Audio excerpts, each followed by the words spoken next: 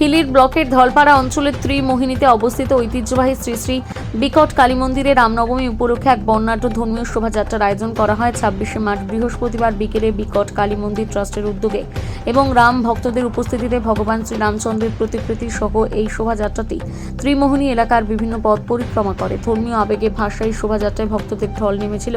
ঢাক কাসর শঙ্খধ্বনি এবং রাম নাম সংকীর্তনে মুখরিত ছিল গোটা এলাকা।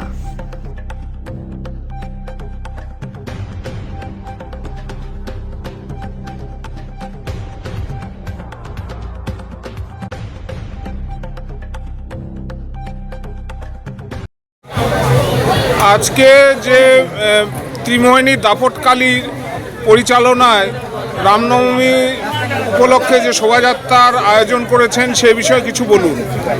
আচ্ছা, আমাদের বিকট কালী মাতার তীর্থক্ষেত্রে 26শে দিন 2026 বৃহস্পতিবার আমরা উদযাপন করেছি। রামনবমী উপলক্ষে প্রচুর সনাতনীরা আমাদের দলে দলে যোগদান করেছে এবং সনাতনী ধর্মের অগ্রগতি পূর্বপুরুষ ধরে আছে এবং থাকবে। এইভাবে আমাদের রাম, আমাদের ভগবান রামকে নিয়ে আমাদের আগলে রেখে সামনে আমাদের আরও কিছু কাজকর্ম এগিয়ে যেতে হবে। আপনার নাম, আপনি কি দায়িত্বে আছেন? দেবদুলাল মণ্ডল, শ্রী শ্রী বিকট কালী মাতার ট্রাস্ট কমিটির সেক্রেটারি।